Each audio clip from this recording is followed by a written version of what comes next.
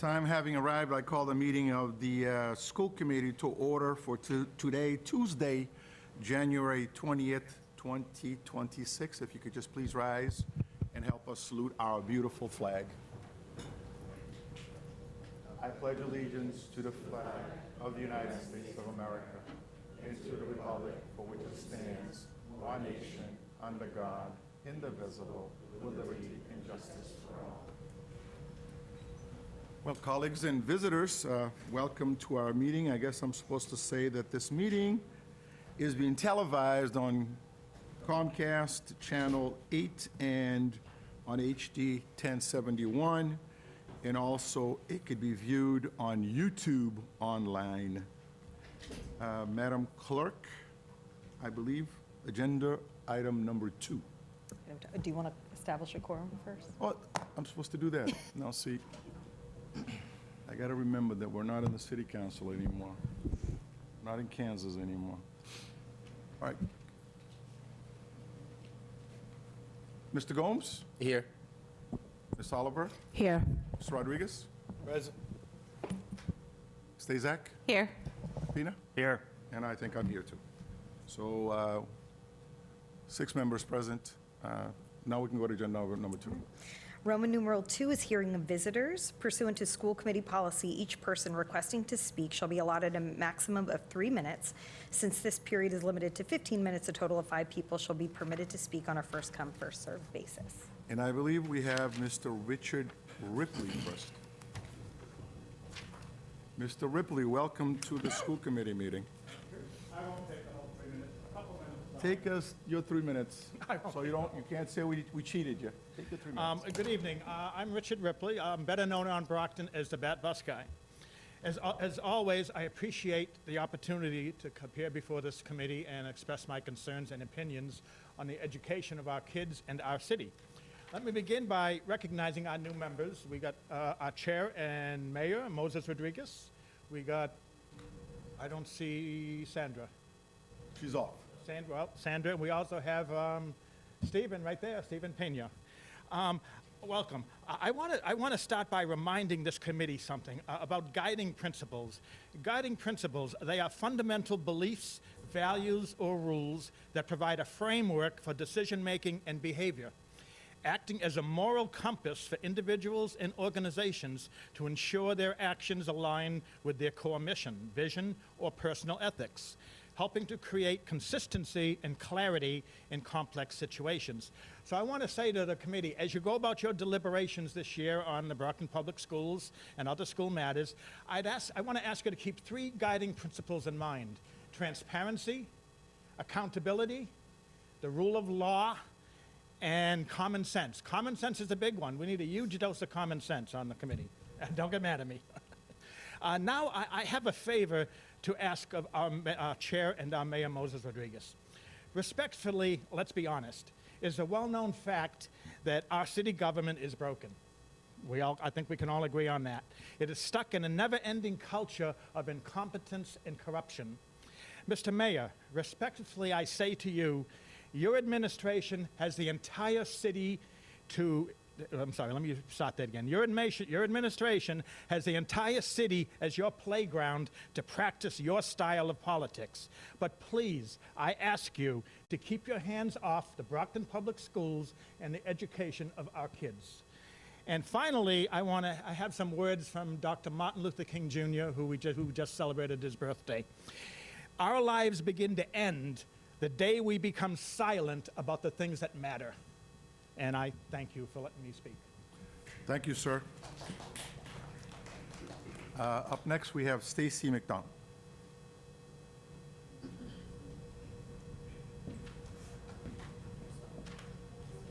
Welcome, ma'am. Good evening, Mayor Rodriguez, Superintendent, school committee members. My name is Stacy McDonald, and I'm the union president for BESPA. I should be standing here tonight thanking all of you for settling our contract, as you have done with the other unions. Instead, I'm here because BESPA continues to be left without an agreement. We began this bargaining process on January 8th, 2025, 377 days ago, and our contract expired on August 31st, 2025. Our most recent mediation session was canceled on January 5th. At that point, we fully expected an agreement to be reached. That did not happen. So I'm directly calling on Ms. Centeo and Mr. Pina to take the lead, since we were not a priority with the other school committee members on the negotiating team, and move this process forward. We need to set a date, and we need to schedule it immediately. Our members are exhausted from being delayed, overlooked, and treated as an afterthought. BESPA members are essential workers. We deserve the same urgency, respect, and commitment that you've extended to the other unions. Thank you.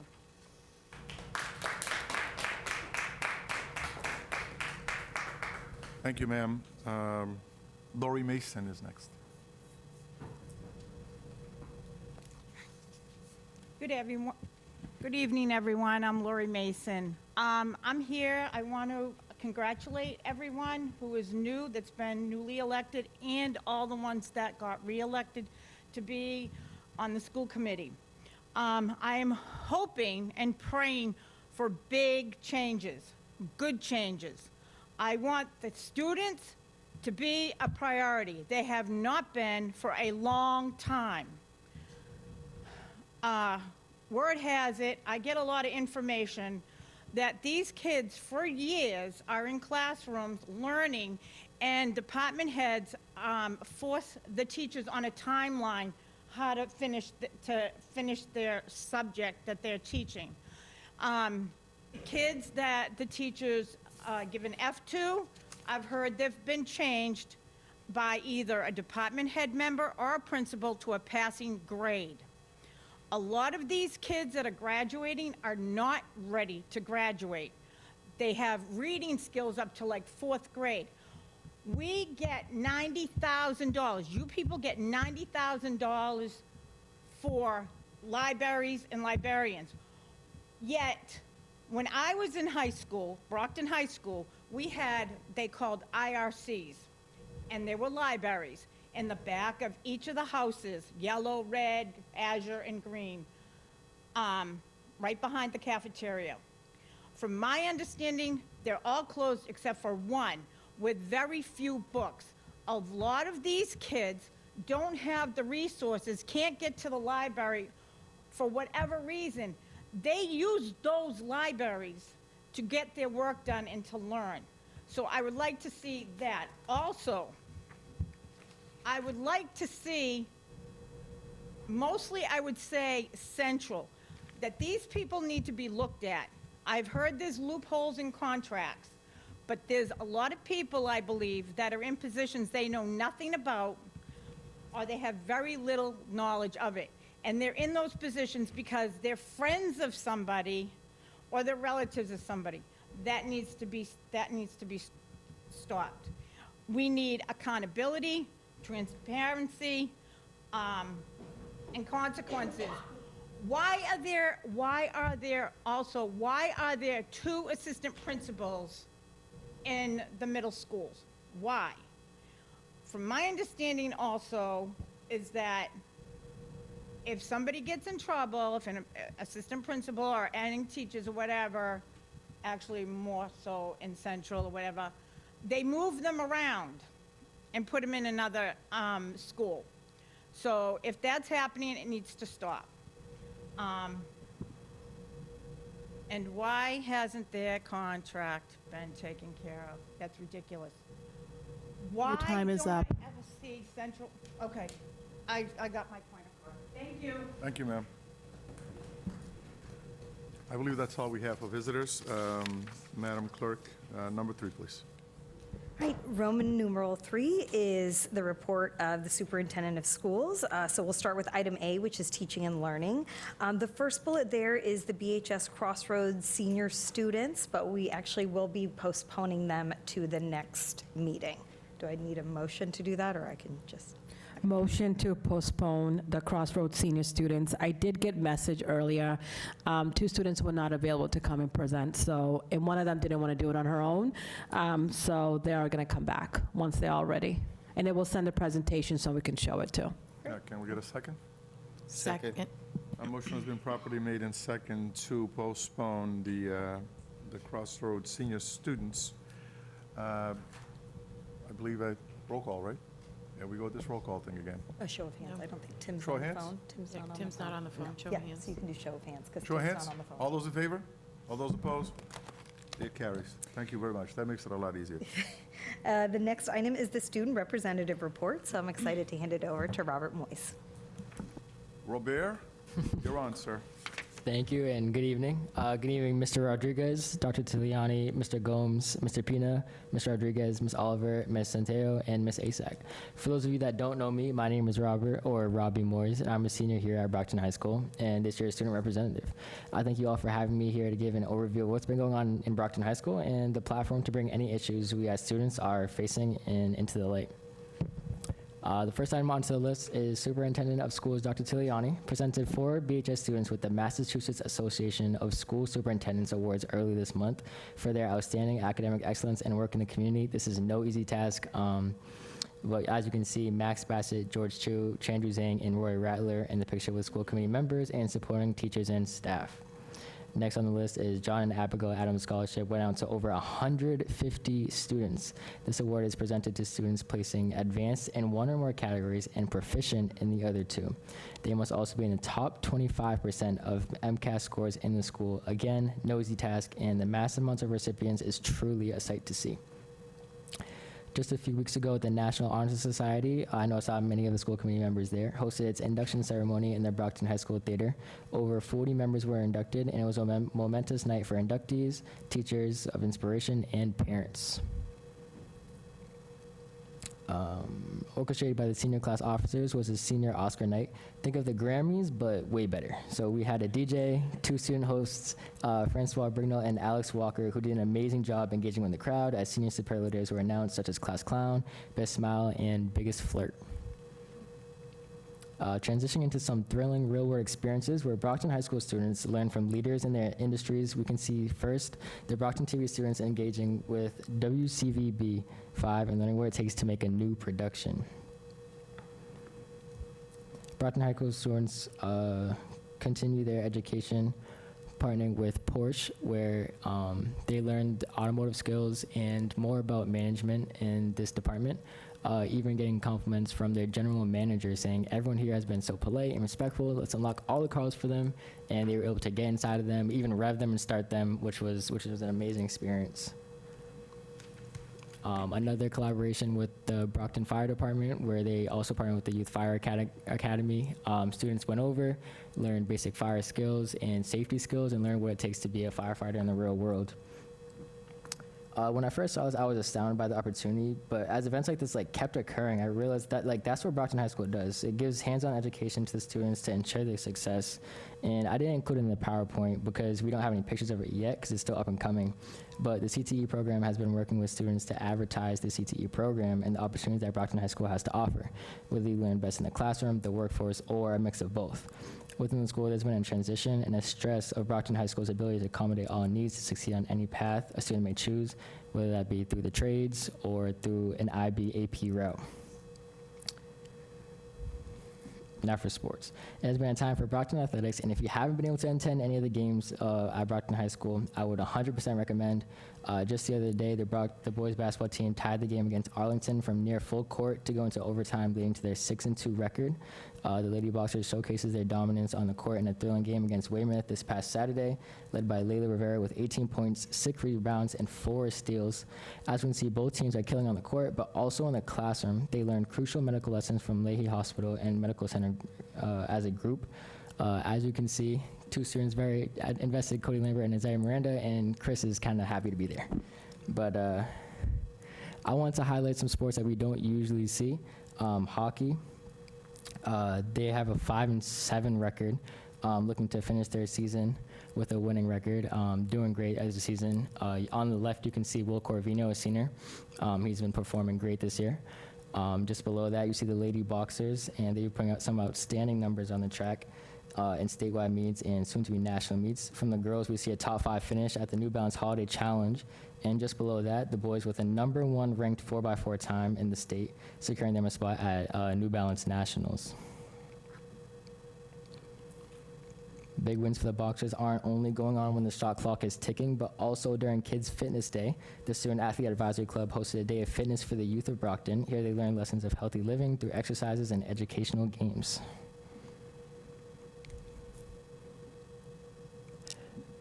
Two programs to look out for, including Becoming a Man and WOW, or Working on Womanhood. Becoming a Man invites young men at Brockton High School to engage in a 2-year program composed of 1 meeting a week to define what being a man means to them and how to achieve this goal through integrity, accountability, visionary goals, and emotional responsibility. Working on Womanhood holds a complimentary program for young girls transitioning into womanhood. Their values prioritize self-care, mental health, leadership, and emotional responsibility. They are encouraging signups, and after talking with George and Guadalupe, the leaders of this organization, I can 100% see these two programs transforming Brockton High School, and I think this is exactly what we need. The band sent 23 students to the Southeastern Senior Districts Festival, with 18 receiving an all-state recommendation, so they'll be moving on hopefully. And this is certainly no easy task as they compete with students across the state of Massachusetts. 2 students to highlight, Ivan Mejia and Damien in particular, showcase Brockton High School's performing arts excellence, tying for the highest scores in the state on alto sax. And they were almost perfect scores, which is basically the judges saying, you can't have perfect, so we'll give you this. Next is DECA, a global organization preparing students for careers in the business world, competed just a few weeks ago in a regional mock business competition where they pitch ideas in categories such as marketing, accounting, entrepreneurship, and more. They sent 3 students to states where they would compete to hopefully advance to the national level, which is called ICDC. Just to note, WIDA access testing took place just about last week for English language learners to measure English proficiency in listening, speaking, reading, and writing. The management of this was absolutely amazing. Despite closing down a section of the school for testing, I didn't see any holdups or disruptions in learning time, and it was organized perfectly, so shout out to the staff who managed that. To wrap it up with my student overview, as Brockton student representative, my job is to show you all what it is to be a Brockton High School student and give the inside scoop, if you will, of what it is to be a Brockton High School student and bring the issues I see as an active member of the community. I would say the only small issue worthy of addressing is the leaks around the school, which are being addressed by the school. I believe in wonderful janitors and staff. I see it being an issue for student safety in the school's property when it comes to leaks in the band room, just around the halls. Sometimes you can get on instruments, and I would hate to see someone's $1,000 instrument get ruined by it, but otherwise, I think they are doing a pretty decent job of repairing that and hopefully preventative measures of it. Otherwise, I think the period transitioning into the new year has been exemplary and a clear representation of what we can expect for the rest of the year to look like. I think it was an interesting topic brought up about the IRCs, and I thought I touched upon it a little bit, even though I didn't put it in this. The yellow IRC is the only IRC available right now with books in it in a library. I go there often. Ms. Tucker, if you don't know her, is a wonderful librarian, and she does way more than the role of a librarian, contributing to the community, so props to her. The red IRC is used for when we don't have class, so we'll go there and it's more just like to hold students if they don't have a sub. And the green and azure IRCs aren't really used for much to my knowledge. College classes used to be held there, but now they have them in the classrooms, so not much is being done with them. In fact, I was with Ms. Tucker when she was doing it, but she was taking out the books from green IRC. They may have plans for it, I'm not sure, but I thought I'd give a little insight into what that looks like for students. I would say the 3 biggest takeaways from the last month or 2 are extremely strong programs offering real-world experience, whether it be through a CTE program or a field trip. Number 2, exemplary athletic performances across all sports and carrying this leadership into the community. We see majority of athletes engaging in the community as well as their sports. Number 3, it has been amazing to see all of the outstanding performances by our students on the school-wide, statewide, and even national level. And with that, I want to end by saying thank you for your time. Thank you for having me. And I welcome any questions or feedback on my experience and time at Brockton High School. Thank you, sir. Ms. Oliver. Thank you. I think I'm seeing you a lot these days. Definitely, I think about see if we can bring becoming a man and woman who the educators that's doing this meeting to talk more about it and how students can basically sign up for it. I think that's a great program, especially everything that's going on mental health and just getting them to talk about the feelings and not hiding certain ways they're feeling. whoever put that on, I really appreciate that they took the initiative to bring that on for our students. The second thing I want to point out, this is why it's extremely important that we really advocate for a new school. I apologize that we're failing you guys because of the leaks and that this is happening. I do appreciate all the workers that's going around to basically make sure it's safe for our students to walk around these hallways to see how we can prevent the leaks and fix them, especially those instruments. They're expensive. I know alto saxophone is about $1,200 because I had to pay for one. So if one gets ruined, I won't be a very happy parent. But definitely, I apologize that we failed the students in this building due to leakage and not taking better care of the school. And I think that's something we really need to fight to advocate for New Brockton High. And I appreciate everything that you're doing, asking the questions to the seniors and other students exactly what they see that we need to fix, because we represent the students of the school and the district, and we need to do a better job for them. Thank you. Thank you, Ms. Oliver. Anybody else? Thank you, sir. Thank you. Phenomenal. Like this stuff. This is what the school is all about. So Yes, sir. thank you for your dedication and keep that stuff coming. Yes, sir. You know, Thank you good for to having hear. me. Thank you, man. Go ahead, man. Oh, you got your own little thing. Oh, wow.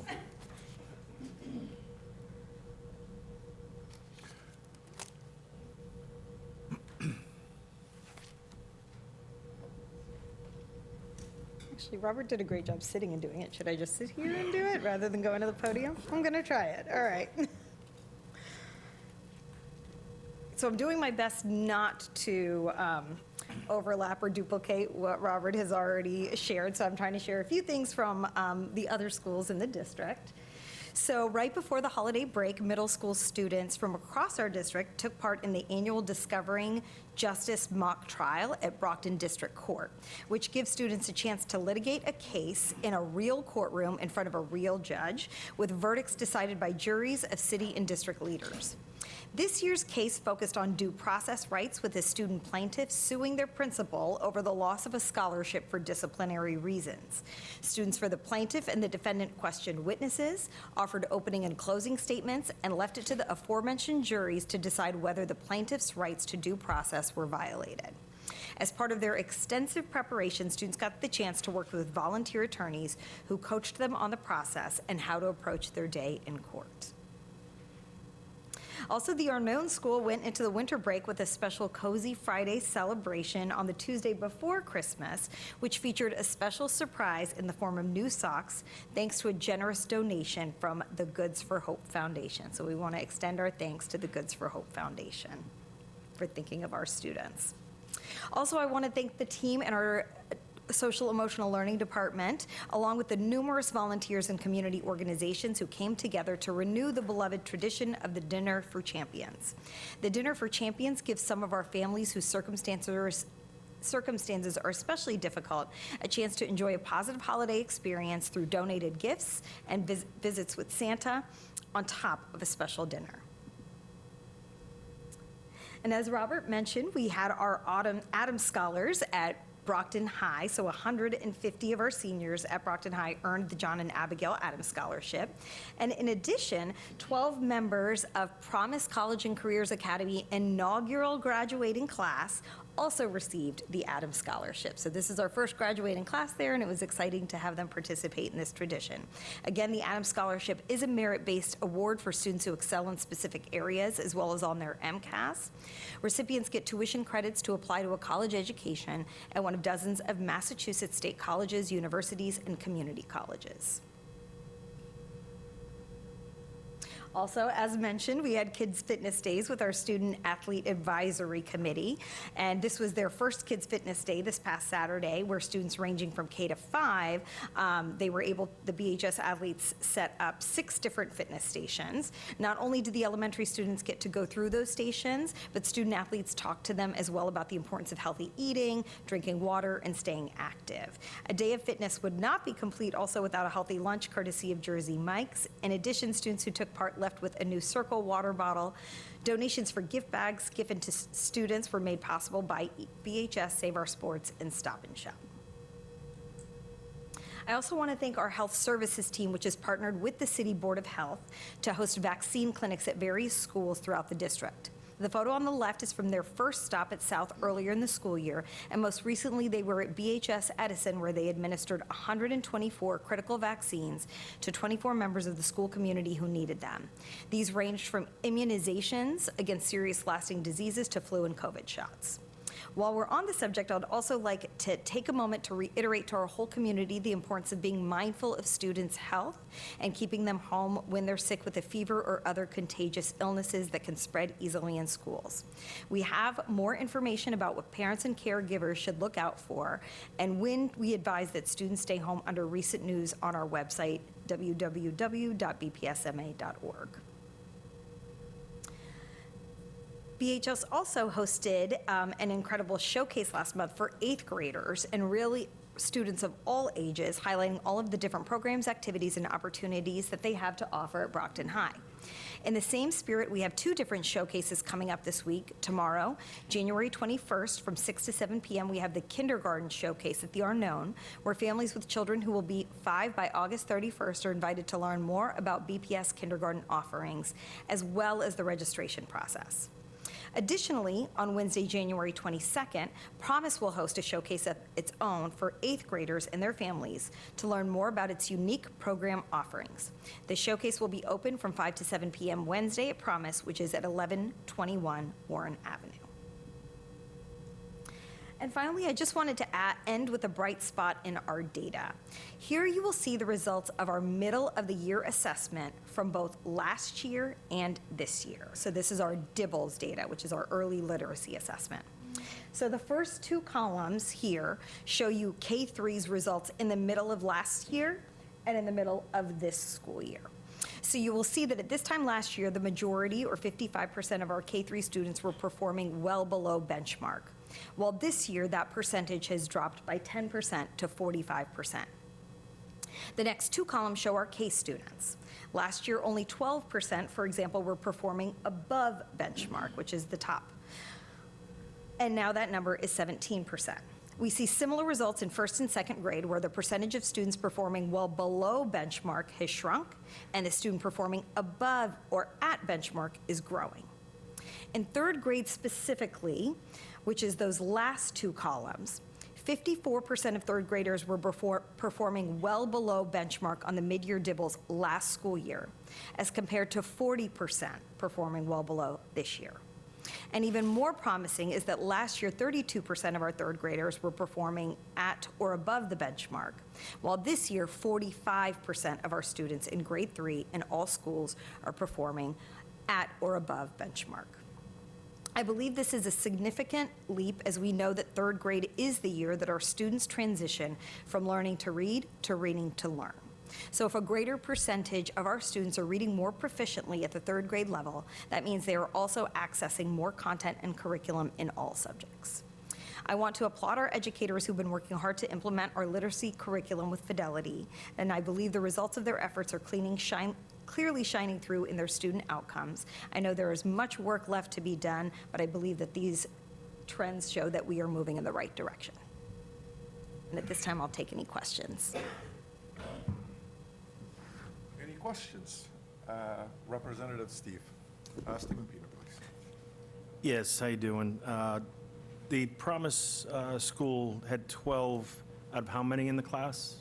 How many in the Seniors? graduating class? I actually don't know the number. Was it 34 or something like that, maybe? I'm not, I don't know the exact number. I can pull it from. so that's a the pretty budget. good percentage. Right. All right. The benchmarks that you were just talking about, the proficiency rates, it's great that they're going up. What happened to the Title I teams that we used to have that would go around to all the schools and ensure that this was going at a little bit of a faster rate?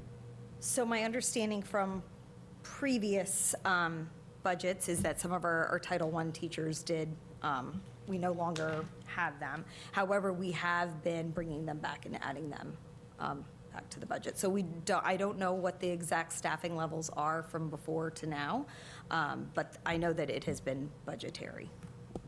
And then one more question, I'm sorry. So can you determine whether the schools that actually have libraries are doing better than the schools that don't? We can certainly pull that data. Okay, thank you. Thank you, Mr. Pina. Anybody else? All right, madam. Next item, please. Well, this is the subcommittees, right? Yes, so item B is items to refer to subcommittee, and the first item is athletic department oversight, and that was requested by Mr. Pina. Can I get a motion from the body to do this? May I say something first, or Well, let's on do each the one? motion second and then on the motion. Okay. All right? Refer to athletic subcommittee. All right, on the motion. Second. The motion is properly made in second. Now you can speak. Chair, fellow members of the committee, I'm requesting referral to this item to the athletic subcommittee so it can be examined in a focused and methodical way. The scope involves budgets, accounts, and affiliated nonprofit entities, which warrants detailed review rather than a rush discussion at a full committee. This allows the subcommittee to gather facts, review documentation, and return with clear findings and recommendations while keeping the full committee informed and in control. This is the most responsible way to ensure transparency and proper fiscal oversight. I respectfully ask for your support. All right, anybody else? Motion has been properly made in second. All those in favor? Anyone opposed? It carries. Next item is review of nonprofits and district-related financial accounts requested by Mr. Pina. Motion to refer to finance. Second. Motion has been properly made in second. I think you spoke on that already, right? Or you want to say something else on that? You want to say something else? Yes, please. All right, on the motion, go ahead. The motion is about protecting the district, not requesting anyone's, not questioning anyone's intent. Under Massachusetts conflict of interest law, once a governing body becomes aware of a potential intermingling between district administration and affiliated nonprofits, we have a responsibility to act. This is a temporary preventative step to pause participation and require recusal while we bring forward a permanent policy. It avoids unnecessary legal exposure, protects our employees, and preserves public trust. That's the only purpose of this motion. All right, motion has been properly made second. Discussed. All those in favor? Anyone opposed? It carries. Discuss, Mr. Chairman, I had my hands up, discuss this. That was referred to finance. Why would we refer that to finance when it's a review of nonprofits and district financial accounts? That should be accounts review to review those documents. Well, we can send it to Unless the Huh?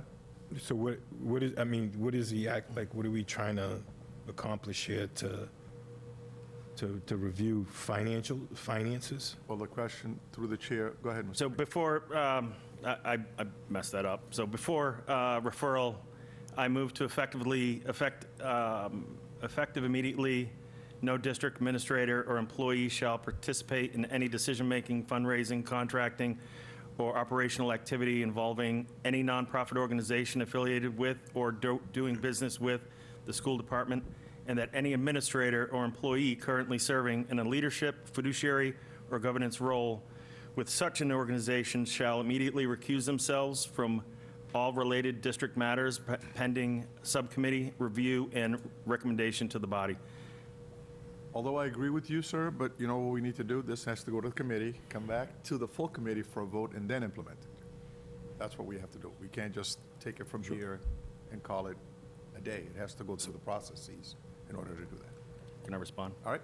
On Go ahead. Following the action, no, sorry. Referral addressed long-term policy. My motion addresses ongoing exposure during that review.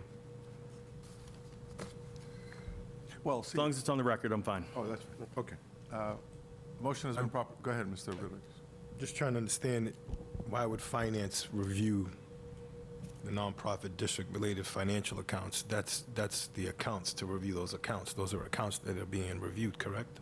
Can you, I can't hear you. Is that the accounts that you want to review for these nonprofits? Correct. That should be the accounts, and it should be Accounts. actually policy as well. So that would go before finance, that would go before the accounts committee. I'll withdraw the motion for Okay, finance. would you withdraw your second? I will withdraw the second. All right, so the second, the first and, the motion and second was withdrawn. But if it has something to do with finances, why should the finance committee not look into it? Because accounts technically, at least from this, the things that we deal with, you're just kind of checking to see if the Ts are crossed and the Is are dotted. But if this has financial ramifications as we go down the line, I think it should, if anything, it should go to both committees, you know, so that we can decide whether or not we're going to go forward with some of these things or not. Because if you go to accounts, it's to say what was paid, what wasn't paid. It's not like it's going to influence any future decisions. So that's why I think, you know, we ought to make a motion that it goes to both committees, if anything. Review the past, if you want to review the past, but also set up the parameters so that we don't fall into the same cracks as we go forward. Mr. Chair, I agree with what you're proposing in that this is a way to protect ourselves from litigation, and I think that we're in a position where there should be an immediate stop of all activities. Okay. All right, so why don't we go back and remake the motion and perhaps include both committees on it instead of just one? Motion to refer to account review and finance. Second. All right, a motion has been properly made in second. All those in favor? Anyone opposed? It carries. Next one, ma'am. Item is special education cost review requested by Mr. Pina. Motion? Motion to refer to finance. Seconded. Okay, motion has been properly made in second. Do you want to say anything on that, or? Yes. You good? The motion Go ahead. The motion refers to special education cost review to a subcommittee because this is a complex area that deserves more time and attention than a full subcommittee, than a full committee. Meeting allows special education costs involve instruction, transportation, outside placements, and contracted services, all with legal obligations attached. The subcommittee setting allows for a detailed review, careful questioning, and a clearer understanding of cost drivers and trends. This is about responsible oversight and long-term sustainability, not reducing services. The subcommittee will bring its findings back to this full committee so we can make informed decisions together. Well, thank you, sir. Anyone else? A motion has been properly made in second to refer this item to the Finance Committee. All those in favor? Anyone opposed? It carries. The next one, please. Transportation review submitted by Mr. Pina. Motion to refer to transportation. Seconded. A motion has been properly made. Do you have anything else you want to say on that, or, okay, on the motion? This action is Say on the other ones, too? Yeah. Okay.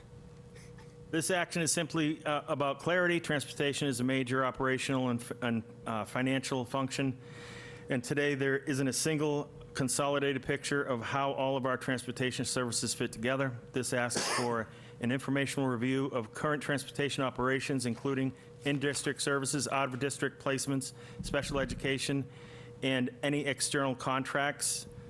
So the committee has a clear understanding of cost structure and impacts on both the schools and the city. It's not about control or changing operations. It's about establishing a clear and factual baseline so we can exercise responsible oversight going forward. Anyone else? A motion has been properly made in second to refer this item to the Transportation Subcommittee. All those in favor? Anyone opposed? To the subcommittee it goes. The next one, please. Shaw Center requested by Mr. Pina.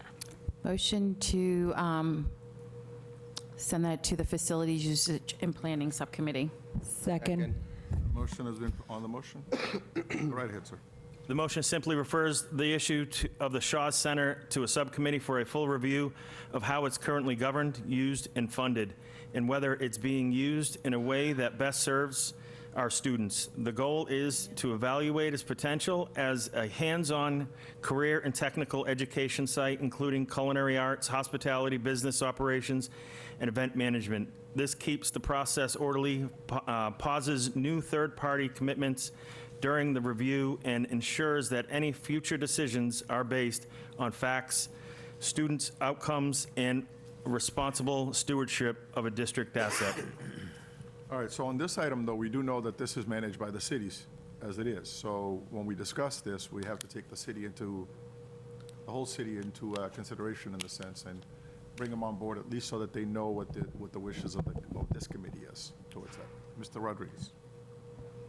Just, excuse me, on the, I'll share the original documents if we can pull that up and all the members can get that and read it, because it has changed throughout the years with governance in the mayor's office and kind of took certain languages out of there that protected the committee, because at the time the school committee did give up ball fields, and there's some specific languages there that protects us in usage and how that stadium is. So I know we've discussed this, but. I'm with you on this. Oh, no, I knew, when you was were back years mayor, you ago, gave and it to us, and I'm back again, so they took it away, but probably a good time. we'll fix that. To Thank talk you. about it.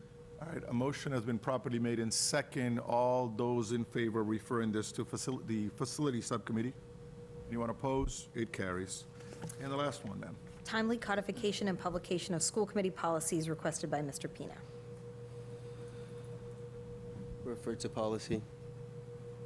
Second. A motion has been properly made in second. On the motion, sir.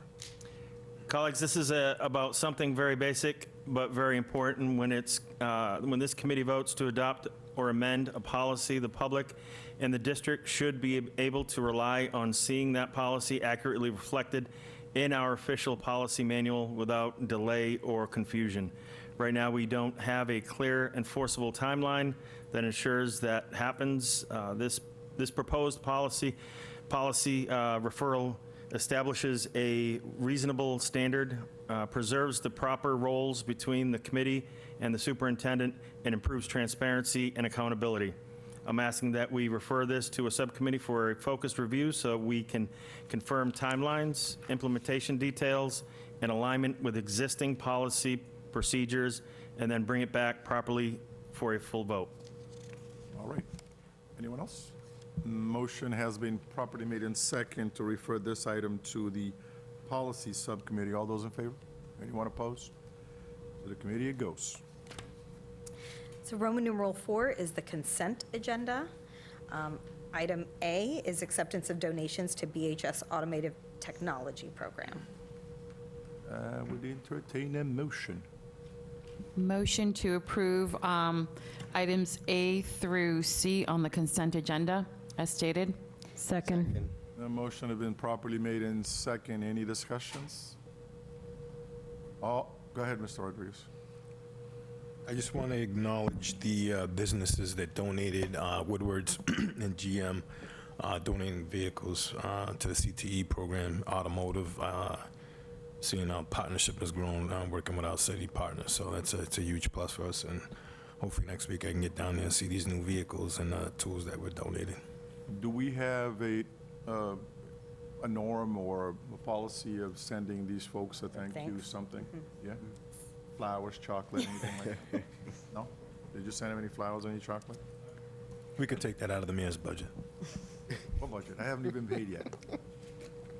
All right, a motion has been properly made in second. All those in favor of accepting the consent agenda items A, B, and C? Are We you- already did. Yes. Oh, we're supposed to still vote on it, aren't we? All in favor? Yeah. Well, I didn't see it, you know. Remember, I'm new at this, you know, you guys, remember, when I was Chair? here, we didn't have anything, this thing called COVID, so things have changed. Yes, ma'am. Chair, just point of information. We usually just, the chair will just read the items on I'll the agenda. read Thank them you. into the record now. Thank you, Yes. Clerk. Item B is acceptance of donation to Edison Evening Academy, and item C is request for authorization to accept proposal and expenditure of funds, FY 2026 diverting juveniles and emerging adults from the criminal justice system involvement grant in the amount of $65,370. See, that was good. So we try to do things like we do in the rest of the place, so it all sounds uniform, you know, that's why. Our clerk's gonna be a lot more involved in this. So Roman numeral 5 is unfinished. Chair. Yes, sir. Sorry. I move to suspend the rules and amend the order of the agenda to take the school's safety and security item out of order and hear it before the new business. Well, let's do unfinished first, and then we do it before the new business. Is that what you meant? Yes? Okay. Let's do the unfinished. Do we have any unfinished? Yes, the discussion and potential vote on the 2026 subcommittee assignments. Go ahead, ma'am. Thank you. On the potential vote on the subcommittee assignments, so I know at the last meeting, we had gone ahead and there was a recommendation to bring back a couple of subcommittees. One was safety, traffic, and transportation. The other was facilities, usage, and planning. Those were a committee of a whole, and then there was a recommendation to bring them back to 4 members. I would recommend that the committee leave them as committees of a whole, where facilities, usage, and planning, that covers so much, and I think the whole committee should be involved in that, rather than have presenters come to a subcommittee, a smaller committee, and then have to come back before the whole committee. I definitely want to be on both of them. So it's really tough to just put 4 members. And the other one is safety, traffic, and transportation. So even though they're 1 subcommittees each, they do have such a broad range of what they cover.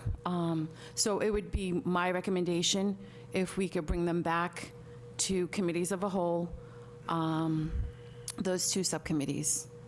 So do you want to make that in the form of a motion? Motion to recommend to the school committee to bring back facilities, usage, and planning subcommittee to committee of a whole.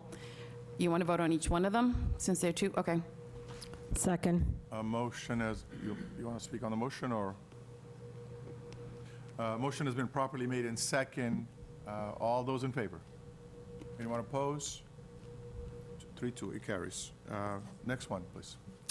The next would be a motion to put safety, traffic, and transportation back to a committee of a whole, subcommittee of a whole. Second. Motion, speak? Nobody? Okay. A motion has been properly made in second. On the motion. Speak? Go ahead, sir. Yeah, I'd have to oppose this based on the importance of the safety and security. And I believe that safety and security should be its own subcommittee. And that is that way it is given its proper due. Transportation is could also be a subcommittee on its own. You know, when I was checking through some records and stuff, there is nothing wrong with us adding subcommittees from time to time, because these are committees, and you can have a subcommittee.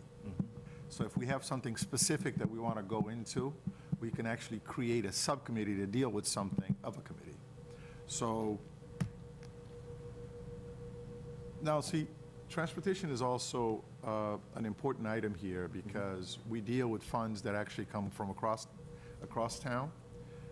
And I think the more eyes and ears that you have involved in that might be able to help us a little bit better and help people understand what transportation is all about, because it costs the taxpayer directly. It doesn't come through funding like the rest of the fundings that we normally get. So that's why I think some members feel that way. Go ahead, sir. Yeah, the purpose of a committee of the whole is not for that. The purpose of a committee of the whole is for deeper research. And so therefore, by making them their own subcommittees, you provide that deeper research into the actual, and the reason why I would even say having transportation and facilities separate, that's because it's a non-net spending, and that should be together.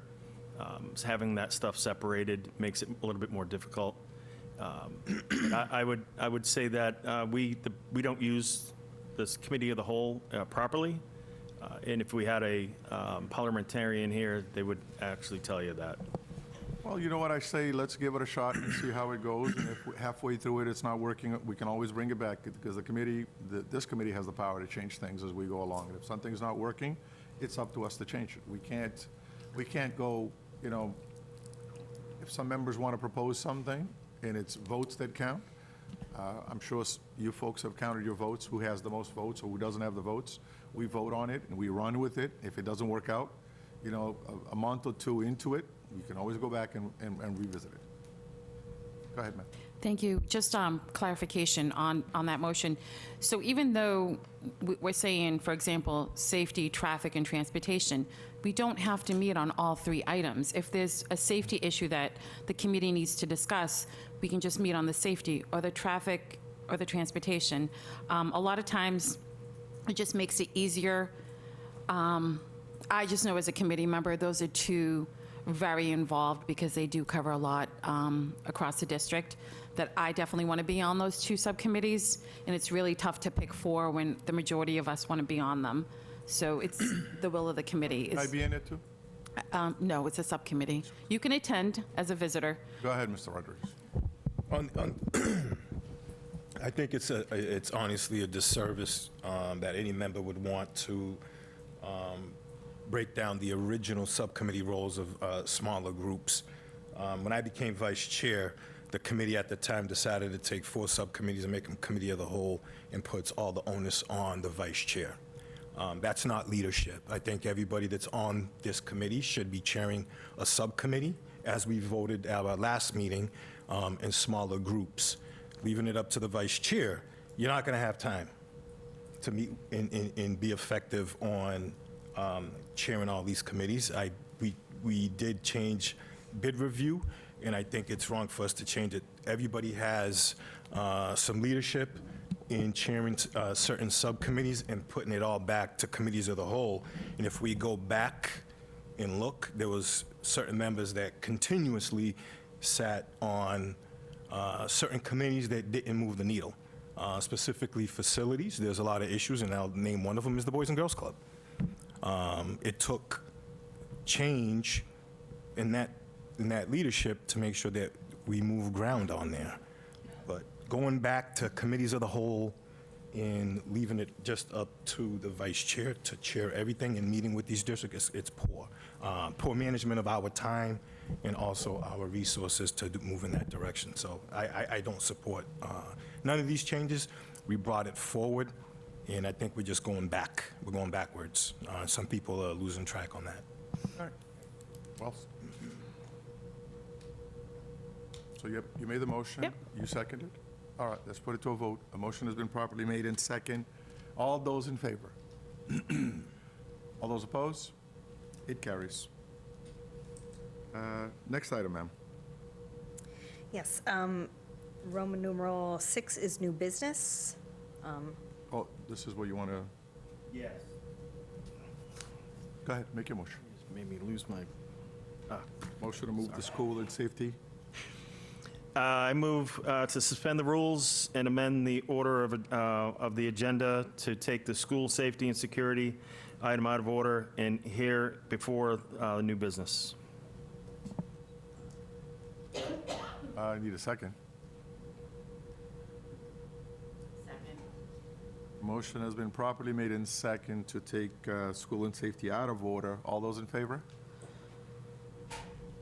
Opposed? School and safety it is. Roman numeral 7 is school safety and security. I invite up Lieutenant Banaka.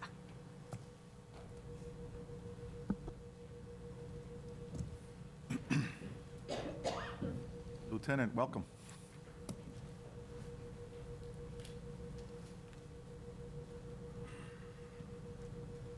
Greetings, Mayor Rodriguez, Superintendent Tahiliani, Mr. Vice Chair, members of the school committee, and those in attendance.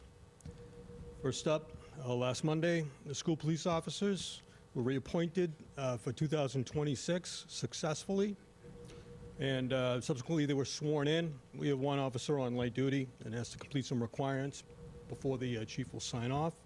That shouldn't be too long. Second, I commend the school police for doing an excellent job. The school department, as everyone knows, has 24 school properties, and our school police officers, they check the properties nightly. We also have activities such as the basketball game going across the way at the gym. But on this night, which was last Wednesday, a suspicious motor vehicle was observed at the parking lot of the Raymond School. And I know it had been reported before, but 2 individuals were inside. One was a school department employee, and a firearm was recovered from the school department employee. And although the employee did have a license to carry, it should be noted to everyone in attendance and also to those at home that carrying a gun or a weapon on school property is a crime and is arrestable, unless you're a law enforcement officer or you have written permission or authorization to carry on campus from what they call the board or officer in charge of the institution, of which neither existed. So the individual who was an employee was placed in custody. And at this time, the employee's on administrative leave, won't be back, so that's from a safety perspective. Criminal charges are pending. Anything further would have to come from human resources, and that would be an internal issue. Secondly, it's always important to stop for a school bus when there are red lights flashing and the stop arm is extended. We have many people that fail to be doing that, and failing to stop for a school bus violation can be a $250 fine at first, and then that keeps going up. So the reason I bring that up is that Massachusetts legislature has enacted a new law that there can be an increase of enforcement, and it's automatic enforcement or automated enforcement. So what's been going on is that our school buses, if they see someone illegally passing a school bus, they will notify us. We will obtain the video, and the registered owner will then receive a citation. And we've already issued 4 citations for what we call automated enforcement. So we don't have enough police officers, but we'll tell you that the school buses will give us the video, and we will issue citations for those that do not abide by the school bus laws. Lieutenant, say that again? I heard you, but say that again so that they understand. I will. So for everyone to understand, we have automated enforcement, an increase of enforcement. A police officer does not need to be required to be on site. So school bus operators will provide us a video and notify us. We will issue a citation to the registered owner for failing to stop for a school bus. And the first offense is $250, the second is $500, and the third is $1,000 for the third violation. That's automated enforcement. Police officer does not need to be on location in order to issue that citation. And that's a law by the legislature signed by the governor last year. Traffic's an ongoing issue, and nobody does traffic in this city more than the Brockton school police officers, although mostly in areas where we have our properties and, of course, school zones. But we have more assignments, obviously, than the officers, but we do rotate to different schools. So if you don't see an officer at your particular school, we do rotate those assignments. So just be aware, we are very aggressive when it comes to traffic and school zones. We have 3 in the police academy. I speak on a regular occasion to the academy director, who used to be a former lieutenant for the Brockton Police Department. They're doing fine. As you know, we do have 1 officer that exited the academy and is now on full-time duty, Kenesha Cheney. And I just got some good words from Principal McCaskill that she's doing an excellent job, and she's only started for a week or 2. So that's a very positive remarks for one of our new employees. And the new recruits, they are expected to complete the academy, I believe in June. They'll have some FTO training, and they should be full-time duty in September.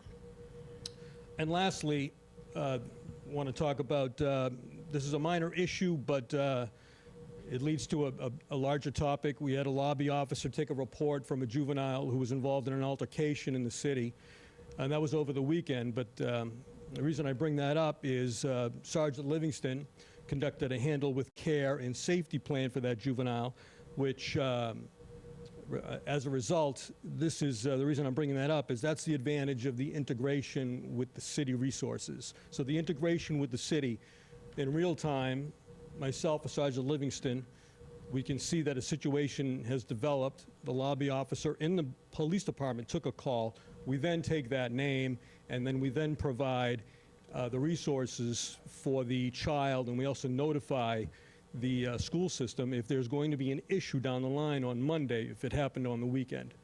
So that's the advantages of having integration totally with the city when it comes to policing. So I think that completes my public safety. I'll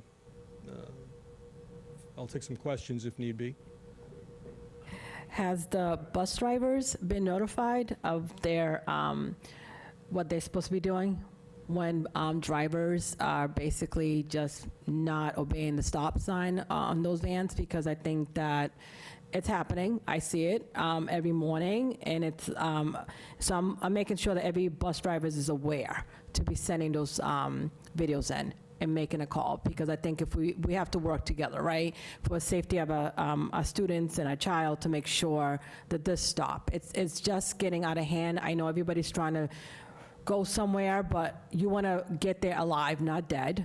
So you need to stop speeding, because our kids are out there and trying to get in the bus to go to school to get their education. So I think that we want to make sure that our bus drivers are working with the police, that they're reporting it, because we can't let any more get away.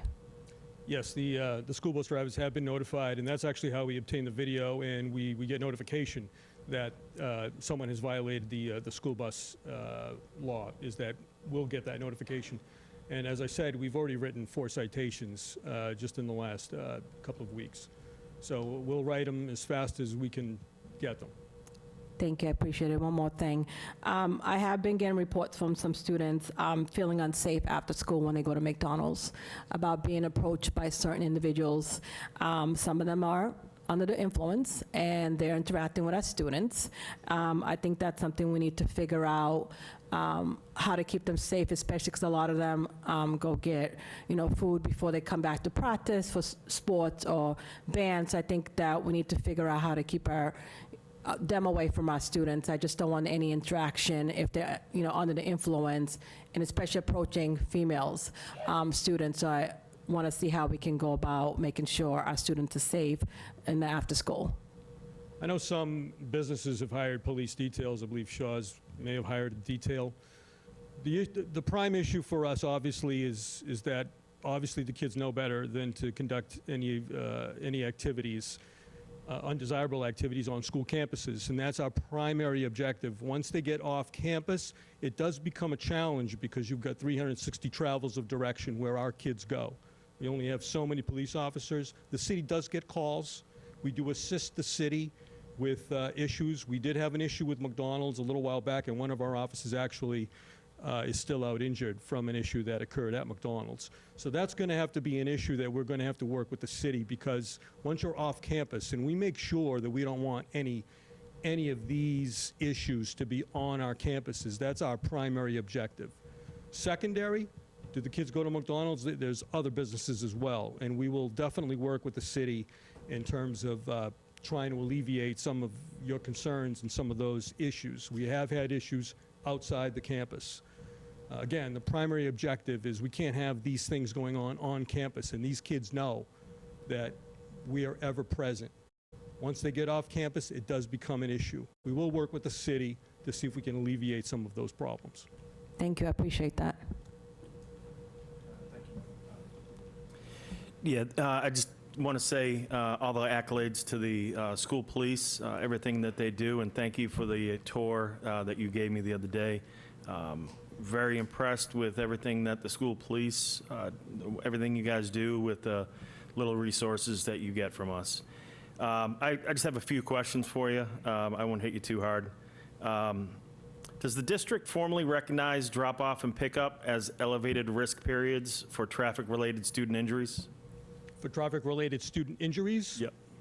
We certainly have. There are issues with traffic. The drop-offs and pickups, I'd have to get stats for you. I don't have the stats, but certainly when there are drop-off pickups, you've got a pause in traffic, and when that does occur, obviously we have to count on the public to be cognizant that we have stalls at those locations, because that can be accident-prone. I would have to get the stats for you, but certainly, just by common sense, if you do have drop-off pickups, there could be issues there. So I'd have to get the stats for you on that.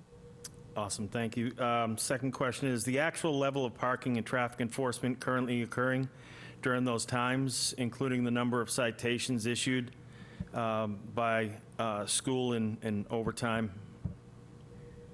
I'll have to get you statistics, but I'll give you an example, like the Arnone School. We've had issues with people parked on the side, for instance. And actually, one of my fine officers, Officer Astrid Silva, who's in the back and very shy, he's very aggressive with our traffic issues with parking. And if I had 50 Astrid Silvas, we wouldn't have nobody would be parking on the streets illegally. But the city as it is, with 100,000 plus people and with as many cars as we have, we certainly, we are very aggressive in terms of parking issues, and we know that's an issue because people do park and then drop off pickups, et cetera, in locations where they're not supposed to be. And I'm just giving you one example with the Arnone School, where we had to initiate an aggressive ticketing portion and make sure that they didn't park, let's say, on that school.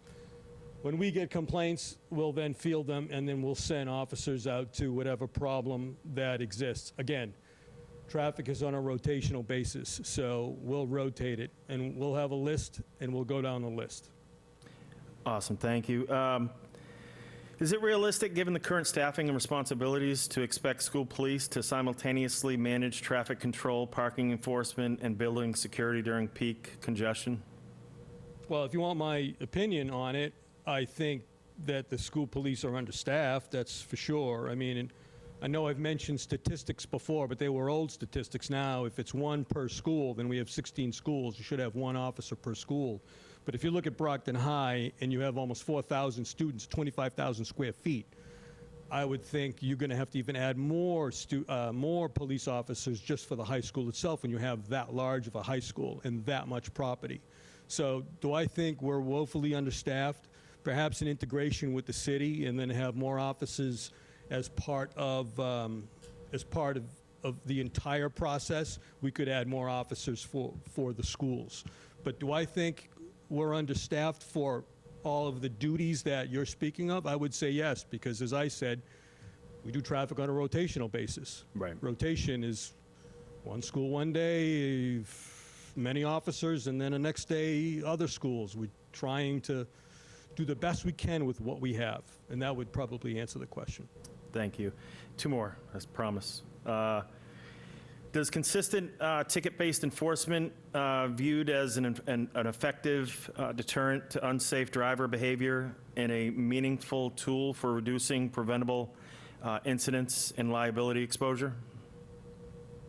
Well, it's in terms of a deterrent, for instance, you know, I speak about the school bus violations. When the registered owner gets that in the mail, I'm sure that probably could be a deterrent that the next, after the 250, they're going to get the 500.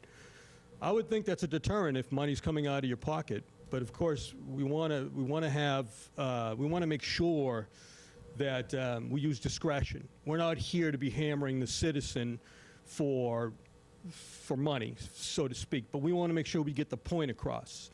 So we want to make sure that if it's needed, then we are going to basically, a citation will be written, whether it's a warning or whether it's for money. The point has to be across because the safety of the children is number one. If it's a different type of offense for another area, maybe a little more discretion. But when it comes to the safety of the kids, nothing's more important than that. And as far as I'm concerned, what other deterrent could there be? Awesome.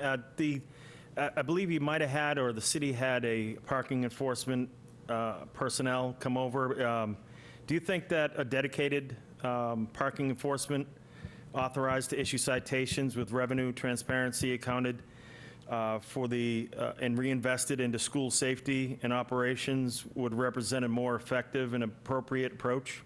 So I guess just to get in depth with the question, are we saying something specifically for schools, or are we talking about Correct. So citywide? If you had, instead of hiring another officer, maybe you hired 3 parking enforcement individuals at a lower rate, and then you were able to go and ticket more quickly than if you were an officer writing out the ticket. Well, I never want to downplay the role of the police officer, because sometimes when you're in the process of perhaps issuing a citation or whatnot, you could have a volatile situation that could occur, and then you've got possibly a risk to that person. And then, as I said, school police are somewhat understaffed.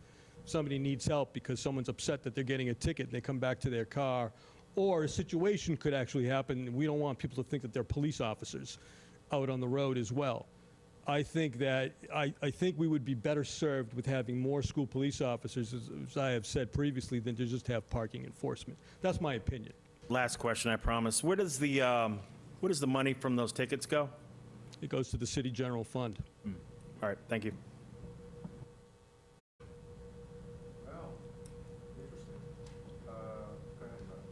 Thank you. I'll make it quick. Great quick. Don't say last one 6 times like you did. No, I won't. I won't. Actually, thank you, Lieutenant Banaka, for always providing a lot of information, and thank you to our school police. Question on the buses. So I know the cameras are there if there's an accident. So do they start recording when the stop sign is open, or are they always recording the cameras when it's in, like, is it something, I mean, I can always ask transportation about that if you don't have that info. I'm just curious how they're able to record it if someone, and I've seen it. I have seen it. We've all seen it. We get calls all the time with people driving right past the buses. I mean, I'll sit there till they wave me to go if they're waiting for a child to come out of the home. But I'd like more information just to make sure that, you know, clarification on when the cameras actually start working. Is it when they're stopped? I'd actually have to get clarification from transportation, because I know we get the video when they pass the school buses, for instance, and I know we've gotten video before at accidents.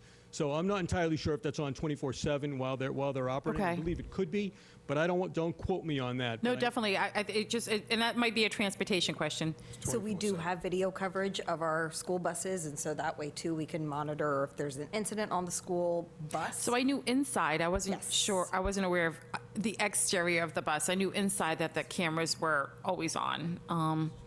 But, okay, we can always Assuming probably that get it's- clarification on that. And then this question is actually for the mayor/chair. Someone approached me not too long ago, and they said that it was someone for the city. And they actually told me that they drive around to, especially in the afternoon, to make sure that vehicles are leaving areas for the buses to drop the students off at the bus stops and things like that. I don't know if it was just a specific task force or if it's just something that they were taking on, but they were running into the issues of people just blocking bus stops, not allowing areas for the buses to stop, to let the students off safely. I can probably touch base with you, Mayor, afterwards. But, you know, and they said because there were so many issues, they were just looking into that. Because I do know, and I'll make it short, but not too long ago, I think it was last Friday, 15 minutes, I'm sitting at Raymond's school, like right on Oak Street, and you see people, U-turns in the middle of the street, the traffic wasn't moving, so we definitely need to bring this before transportation to safety and transportation and traffic to try to get more hands-on, just to get the traffic in case there's an emergency. I'm sitting there, I'm going, imagine if an ambulance was trying to get through. So that's the only thing, but I appreciate it. That area is pretty tough, you know, especially. Yeah, it's a tough one, and I know some of the schools are right on busy streets, so I'm just curious to see what our plan is, but that might be something for transportation to go over with us. Yeah, seriously, I think that's some of the things that we can discuss in these committees to get things done, you know, versus here. Thank you. Anyone else? Are you done, sir? Well, thank you for your report, and thank you for your service. Roman numeral, back to Roman regular order of business, Roman numeral 6 is new business, and the first item is emergency safety Well, resolution. I think Mr. Pino already covered that one. You didn't? No. Resolution, student drop-off and pickup conditions requested by Mr. Pino. Go ahead, sir. Thank you. I'm bringing forward this emergency safety resolution because what is happening during student drop-off and pickup is no longer hypothetical or manageable through informal fixes. It is unsafe, it is predictable, and it is documented. We have asked school police direct questions about ticketing, accidents, near-miss incidents, staffing levels, and enforcement capacity. The answers point to a consistent problem: congestion, illegal parking, and traffic behavior. that puts students, families, and staff at risk every single day. This is not about inconvenience. This is about exposure to preventable harm. This resolution before us does something particular. It establishes a pilot program at the George School using a city parking attendant during peak arrival and dismissal times, not to punish parents, to restore order, enforce basic rules, and create predictable traffic flow. Schools are not equipped to be traffic departments, and asking administrators or teachers to manage vehicles is neither fair nor effective.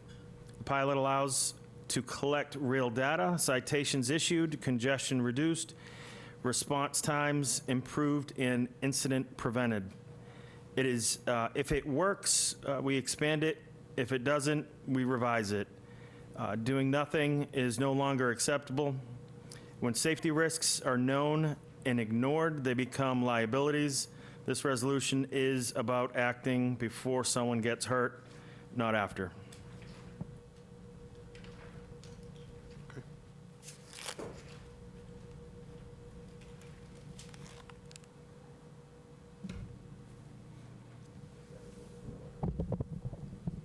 You gonna make a motion? Yep. I move that the school committee direct the superintendent develop and return to the committee within 60 days a proposed pilot program for dedicated parking enforcement during school drop-off and pickup at the district's highest risk schools. Can we refer this to safety and security? Well, that's what I was gonna suggest, but before I think we send it to the superintendent, I think we need to discuss this amongst ourselves. Yeah. To come up with how much is it gonna cost, are we gonna be able to afford it, and all that other stuff, before we direct it to the superintendent for action. So can you revise your motion to send that to the committee so we can discuss that in the committee? I make a motion to send this to the Safety and Security in Transportation. No, it's a different committee now. It's that committee, yeah. It'll be just addressed under. I make a motion to move it to send it to the subcommittee on Safety and Security. Second. Motion has been properly made in second. All those in favor? All those opposed? To the committee it shall go. Next one. The next item is request for data report on library staffing and literacy report requested by Mr. Pina. Mr. Pina, go right ahead, sir. Well, actually, can we, let's do it the way we're supposed to do it. Let's make a motion. We'll vote on the motion, and then through the discussion, you can kind of say what you need to say. I move that the school committee request superintendent provide a quantitative assessment and corrective proposal regarding district library staffing and instructional capacity, specifically as it relates to student literacy outcomes. Can I get a second? And then I'm going to ask the superintendent a question. Was that a motion you made? Yeah. Second. All right, now, Madam Superintendent, is this something that you can handle within a timely manner, or is it, I mean, honestly, be honest with us, because Yes, I'll be very I want to make honest. sure. So I did send some previous data that had been requested. I do need clarification on, because I don't know if the committee has read what is in here for enclosure 5B, but I do need some clarification on some of these requests.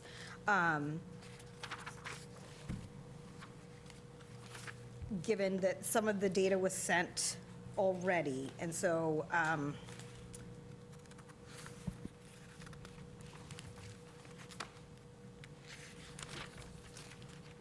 for example, comparison of these ratios to DESI guidance or peer urban districts. So in order to gather that data regarding peer urban districts, I can give my experience from my former district. I could give that right now. And what I will say is that this is something that we worked on for several years to bring more librarians in, to bring more staffing in. And we actually had less staffing than you all have, that we have here, library paraprofessionals, which is something that we have here. And we were able to, through the budget, by the third year, add 5 librarians, and we were only able to hire 1. Because another matching concern is not just libraries, lack of libraries, but it's the fact that people have not been going into library sciences because they know that libraries have been cut from, they're often the first to go in budgets. And so I do have some clarifying questions, and I do want to make sure that this is an effective project. And so knowing that I've conducted a similar project with the end outcome not being more librarians, I just want to be very clear on what our intended outcome is. How long do you think you can compose all of this stuff? I mean, on I- a safe way, because I want to make sure that I remind everybody that we are, basically in the pre-stages of our budget year, that we need to discuss that as well. So I don't want Well, that would to be- impose upon you.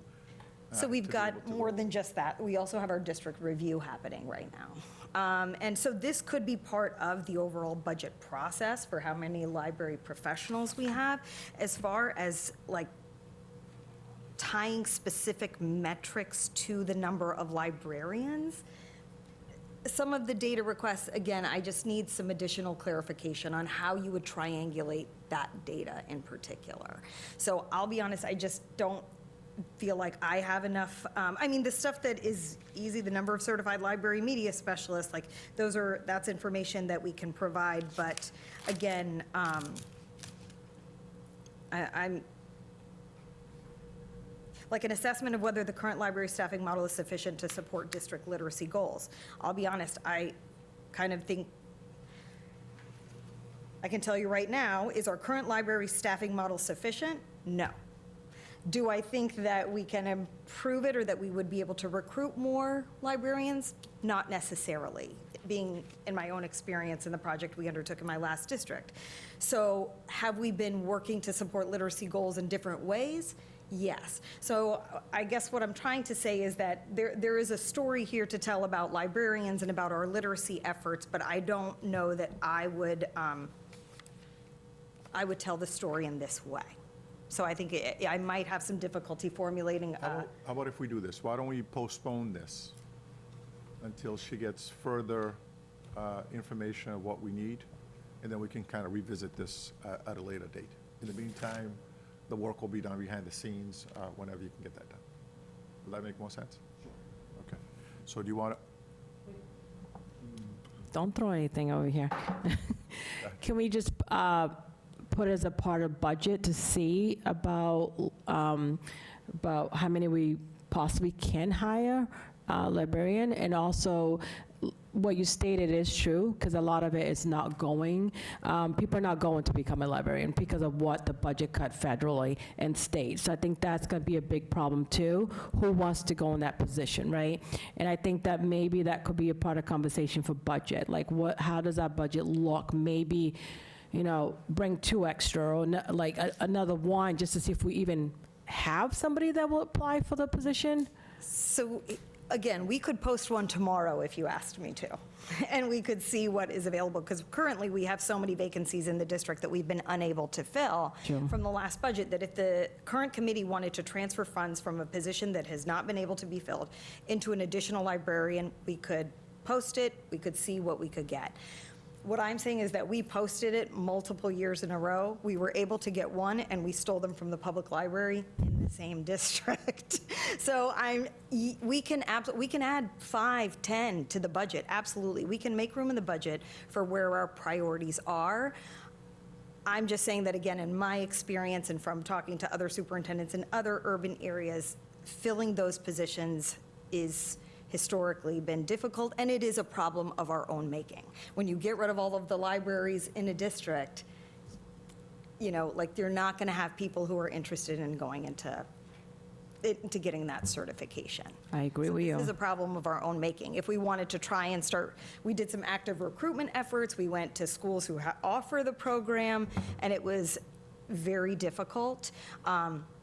So again, I just want to make sure that we're matching the problem that we're identifying with an appropriate solution, because So, Mr. Pino, why don't you remove your motion, and then we can make a motion to postpone this and revive it at a later date when we're ready to do this. I make a motion to remove the motion. I remove my second. All right, no, so do you want to make a motion that we postpone this and revive it at a later date? Postpone or table? Postpone. I make a motion to postpone. Because if you table it, you kill it. I make a motion to postpone until, No, just leave it, postpone, that we Postpone, will okay. revive at a later date. And then we can put it on the agenda later on. I make a motion to postpone. Sorry, second. All right, motion has been properly made and second. All those in favor of postponement? All those opposed? It carries. Go ahead, ma'am. Next item is review of food service contract requested by Espina. I think this one we're going to send it to a committee. And then we can open up for discussion so he can say what he wants to say. Anybody make a motion?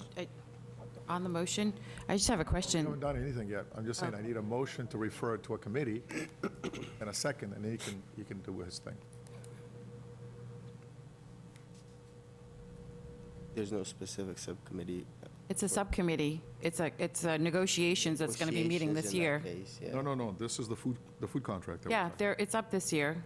It's a negotiations. about. Right, It's a but negotiation subcommittee. But I think he has an issue that he wants to bring forward or something. Oh, And I okay. think we send it to a committee, have that discussion in the committee, and then we can come back. Motion to refer to the food service subcommittee contract. Seconded. All right, now, go ahead, sir. Yeah, thank you. Food service is not a side issue. Nutrition directly affects attention, behavior, physical health, and academic performance. With the release of the updated dietary nutritional guidelines, we have an obligation to review whether our current food service contract meets today's standards, not yesterday's expectations. This review is urgent because contracts lock in practices. If our meals are high in sugar, low in protein, are nutritionally inconsistent, students pay the price every single day. We would never accept outdated textbooks because research changed. We should not accept outdated nutrition models when the science is clear. This is not about attacking vendors or staff. It is about asking whether our contract aligns with current guidelines, supports student performance, and provides value for the dollar spent. Are meals supporting sustained energy? Are special dietary needs handled appropriately? Are we prioritizing nutrition or simply compliance? The goal here is simple: feed students in a way that supports learning, behavior, and long-term health.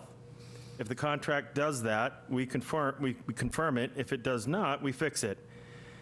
That is responsible governance. Students cannot perform at their best if we fuel them poorly, and this committee has a duty to ensure our contracts reflect that reality. All right, go ahead, madam. So on the motion, are we talking about like changing menus to meet those dietary requirements? Or are we talking about like the vendors? I have a question regarding on your motion. Don't you have to ask him? You wanted to chime in, or? I mean, I have a suggestion. Okay. Well, that's something we can talk about in the committee. Which committee? It was referred to a committee.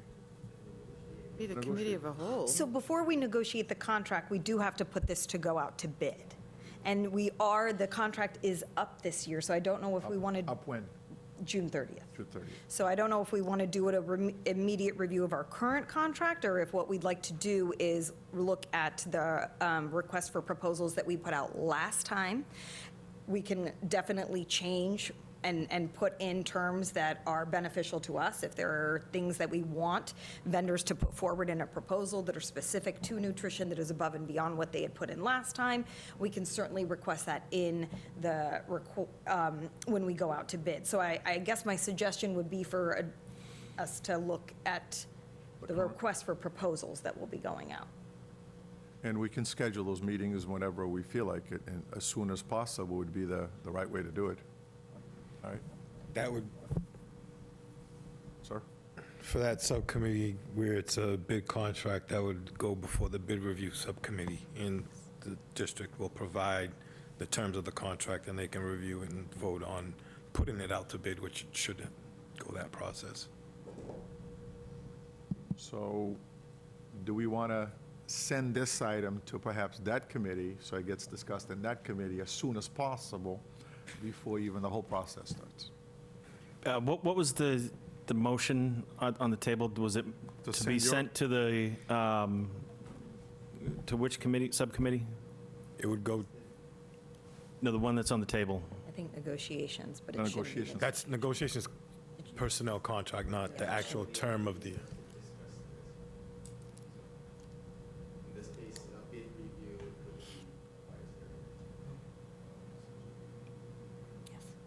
I didn't make the motion. You made the motion. I withdraw my motion. All right. And Anna, do you want to? Your second. There was, oh, there was that guy. There was, I withdraw the motion. All right. And now I'll make a Second. motion to refer this to bid review subcommittee. Seconded. All right, a motion has been properly made in second. All those in favor? All those opposed? To the bid subcommittee it goes. All right. Last one. And the I next think that item. one is mine, right? Yes, discussion and potential vote on the warrant approval process requested by Mayor Rodriguez. Right, I think this is, it's due time that we discuss this and upgrade this process so that we are doing what we need to do with these warrants on a timely manner. Don't you agree, ma'am? Yes, I'm happy to, so as the committee is aware, school committee is charged with reviewing and approving the budget, and part of that responsibility includes the approval of warrants, Mass General Law, Chapter 41, Section 56. Vendor warrants, which are how a school district pays bills, usually in the form of bills and payroll, should only be signed after examining school bills to ensure that the charges are correct and that the goods, materials, or services charged were ordered and actually delivered or rendered.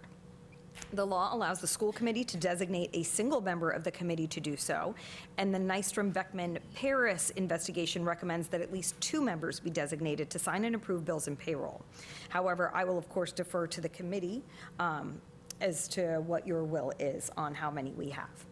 In order to accomplish this critical responsibility, we have already established a process where all bills and invoices that are submitted to the city auditor's office for payment and uploaded into Munis are also compiled into files and sent to selected recipients for review and approval via electronic signature using DocuSign. And some of you have already received that pilot process. The information provided will include the requisition, purchase order, and the invoice or packing slip to denote that either the services were rendered or supplies were received in an effort to support school committee members so that they may conduct an informed review of warrants. The documents are comprehensive and is similar to warrant review processes used by other school committees in other districts. So at this point, I'm happy to answer any questions about the warrant pilot process that we've now run a few times to make sure that it's working. Also, it is the will of the committee as to who signs off. It's generally the chair of the finance committee, but again, we could have 2 members. I think that's what we were going with when we talked about it, right? Okay. Any question? Go ahead, Anna. Can I make a motion? Motion to continue having Mr. Rodriguez and also adding Claudio Gomes. I think that's what we did, right? That's what we talked about? Second. Look at that. on the motion, On the motion. I would like to withdraw my name from continuing. I started this process, and I think we have 2 new members.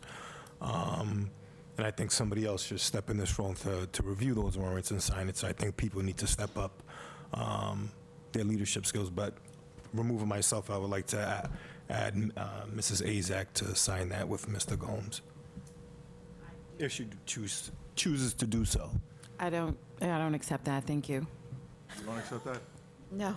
Well, somebody has to. I nominate Mr. Pina then. Was that I will do it? Was that what it was? Correct. Okay. Thank you. Go ahead, Anna. Did you want her to say? Want me to change the motion? Yeah, please. Okay. Motion to add Mr. Pina and also Mr. Gomes. Second. All right. Motion has been properly made and second to add Mr. Pina and Mr. Gomes to the warrant approval process. All those in favor? Anyone opposed? Are you good? Good? You're good or you're bad? Go sign it. Okay, all right. All right, so, go ahead. That Roman concludes that numeral part. 8 or announcements? Announcements. Parliamentary inquiry, I believe that's what I'm supposed to ask. The what? I had a question. Go ahead, Jim. So to the subcommittees I'm confused as to where the subcommittees ended. So we're pausing on the subcommittees for another month? What do you mean? No? So all the subcommittees as on the draft is, We basically voted to accept the subcommittees as assigned. Did we Okay. not? I thought We we did were, that on, I thought we were adding, I hear your One- question because we removed those two. to go right, back. so once you change it, then you didn't, you got to wait. Final vote. Correct. Okay. Am I wrong in Do you thinking want a that? motion to approve Motion them to as accept the s- amended? To accept the subcommittees as amended. Motion to accept the subcommittee assignments as amended? Second. All right, a motion has been properly made and second to accept the subcommittee as amended. All those in favor? Anyone oppose? It carries. All right, so now we have the Ward subcommittees. 4 opposes. Huh? You put that on record, please. All right, thank you. Now, number 8. Roman numeral 8 is announcements. Any announcements? Oh, yeah, actually, Go ahead, ma'am. we just, our student rep actually acknowledged the Oscar night, so we just wanted to say, all the members did attend the Oscar night that are present, and Ms. Centeo, and just congratulations to our BHS seniors. And then we do, I apologize, I'm drawing a blank on some of the supervisors' names. I remember Ms. Tucker, Mr. Brophy, there's a few others, Ms. Marion, there's one other, and I'm drawing a blank on the names, but they always put this together, so thank you for always doing a little extra for our students and trying to make their senior year fun. But we just want to say thank you for inviting us. That's always one of the highlights that we have. Oh, and thank you, the mayor was there, didn't go on stage. Next year, you'll be up there giving out awards. I didn't have the soup.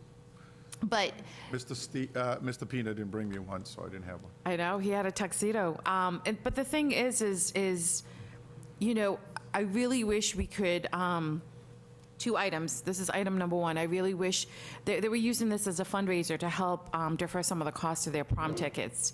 So I really wish, bless you, I really wish we can help them out with a little more advertising when they have fundraisers, maybe get some of the community to come in, not just the students, but put it out there. The tickets weren't that expensive, but this does help them, you know, bring down the cost for their prom tickets. And then the other thing is, if we could, I'd like to make a recommendation. I just, you know, went on to our website today, and when someone wants to go to email us, you have to verify who you are. And I get a lot of confidential emails for a reason. So if we could have our actual email address posted on our website, and my telephone, my school issued number is on there, but if the committee numbers are on there, just to make it easier for the constituents to reach out to us. But I clicked on the link, and the form went right there, and it said verify. A lot of people want to reach out confidentially for different reasons, but just so we can at least have our actual email address on there if they want to email us from their, you know, private email. But if we could just update that on our website, I'd appreciate it. Thank you. Actually, do you want to do, let me ask you something, because I don't know if everybody feels the same way. Does everybody agree that that's how we should do it? Yeah, No, I'm saying what you're suggesting, whether or not everybody agrees that that's how we should do it. I agree, just because otherwise they start DMing us from Twitter and Facebook and Instagram. It's a better way to keep the information in one spot, and so that my social media doesn't become part of the record. Let me ask you something. Why don't you, why don't you make that in the form of a motion so that we put it Sure. on the record so that it stays as part of the record? That's fine. Motion to, on that I have motion? a question. Are you talking about our school email or private emails? Our school email. So if you Okay. go onto our website under school committee, in order to reach out to us, you have to click on the little envelope, and then that goes to a specific form. The form asks you to verify your information, and a lot of people really I don't feel like they really need to do that. They should be Gotcha. able to have Joyce Azak at bpsma.org spelled out for them. That way they can email me directly rather than go through BPS if they're trying to reach me, and it's something that they want to keep private. You know, we all have constituents that reach out with different concerns. But that way that they can keep their privacy. And plus, our telephone numbers are not on there, so people don't know how to reach us with our school-issued numbers. So, and like Mr. Pina said, sometimes people will send a message on Messenger, and they're like, oh, you didn't answer me. I go, well, I don't check that Messenger. I'm not on social media, or if it's my school committee page. So I think it's just a more efficient way of constituents to be able to get a hold of us. So on that motion to Email and phone number. update the actual email address spelled out and our school-issued telephone numbers on the school website. Seconded. All right, a motion has been properly made in second. All those in favor? Anyone opposed? We're going to blast it all over the place, so get ready for the phone call. Yeah. All right, Roman numeral 9 is Oh. executive, Go ahead, ma'am. sorry. Announcements? Sorry. I just wanted to, unfortunately, we couldn't attend the Fitness Day on Saturday because we went to Martin Luther King breakfast. And I just wanted to put out a request to see if different department, when they're putting out events like this, we definitely want to be part of it. And I know that the students, high school students, put so much work into it. Definitely something that I hope they do it again, because I definitely want to be part of it. And I want to thank all the coaches for doing it. We had a lot of kids sign up, especially kindergarten students and also elementary, and I think it was a great program. I just took a picture so I can send to my daughter because she was up there. A little, kick in there. But definitely if we can have a better communication about what is happening in the district so we can be part of it, because I would like to support our students more so they can have a better idea what certain events are happening. I agree. Mr. Pina, go ahead. Yeah, I have two announcements from community schools. One is there's two events going on. Willpower Middle School weightlifting. I'd like to share a great opportunity for our middle school students. Willpower Middle School weightlifting is open to boys and girls in grades 6 through 8 and takes place at the Brockton High School weight room. This program focuses on teaching student athletes the fundamentals of strength training, including proper lifting technique, squat, bench, press, deadlift, warm-ups, and basic athletic nutrition. The sessions run Monday and Wednesdays from 6 p.m. to 7 p.m. at a cost of $40 per session. Families interested in registering can contact Coach Bolt Barron at boltbarron@gmail.com. The second one is the Girls Basketball She Hoops League.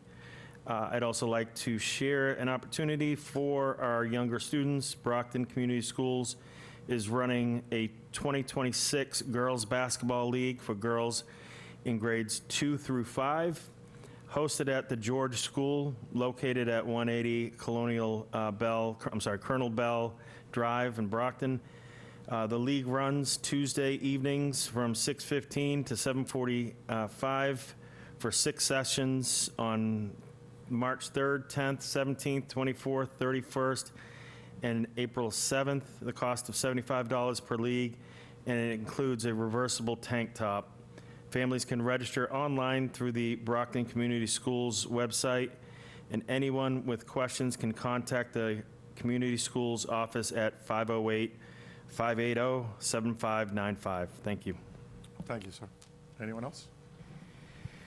Go ahead, ma'am.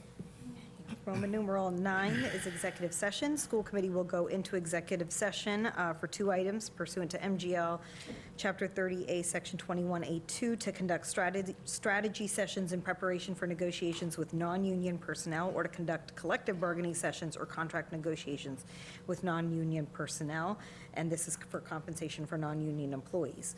The next item is pursuant to MGL Chapter 30A, Section 21A3, to discuss strategy with respect to collective bargaining or litigation if an open meeting may have a detrimental effect on the bargaining or litigating position of the public body, and the chair so declares. A litigation update.